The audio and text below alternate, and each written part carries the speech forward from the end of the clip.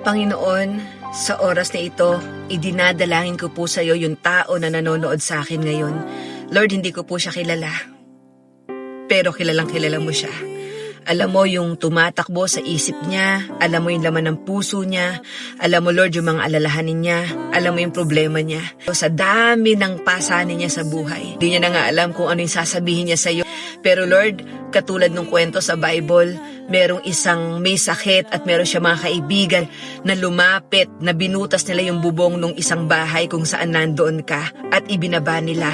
At nung napalapit sa iyo yung may sakit, Lord God, gumaling.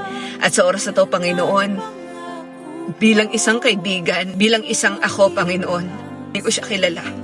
Hindi ko alam yung buhay niya, hindi ko nga alam yung pangalan niya, Panginoon. Pero dumudulog po ako para sa kanya. Nakatagpuin mo ang lahat ng kanyang pangailangan.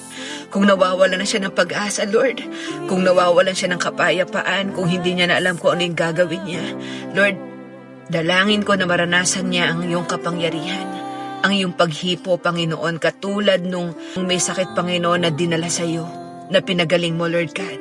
At sa oras na to, alam ko na ikaw yung Diyos na makapangyarihan, na ikaw yung Diyos na walang imposible, na ikaw yung Diyos na mabuti at tapat sa lahat ng pagkakataon. Salamat, Panginoon, ngayon pa lang, na naanalangin kami, naniniwala kami, Panginoon, in the name of Jesus, tinugon mo na ang aming mga panalangin, na ang kanilang mga dinudulog sa iyo, Panginoon, na ang kanilang mga problema, kahit imposible, kahit malabo, Panginoon, lubog man kami sa utang, Panginoon, meron mga may sakit sa amin, ikaw yung aming great healer, ikaw yung aming great physician, Lord, ikaw yung aming great provider. Kung titingin kami sa paligid namin, Lord, imposible, mahirap, pero Lord, walang mahirap sa iyo. Walang imposible sa iyo.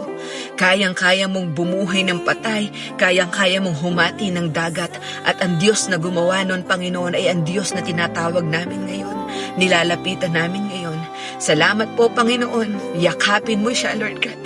Iparanas mo sa Kanya, Panginoon, ang kabutihan at katapatan mo. Kung siya ipatuloy na lalapit at magtitiwala sa iyo, Panginoon, ng walang pag-aalinlangan. According to your faith, kaibigan, mangyayari yun. Salamat po, Panginoon. Sa iyo po ang papuri at pagsamba. Sa iyo po ang pinakamataas na pasasalamat. Sa pangalan mo lamang, Jesus. Amen. Amen. Amen.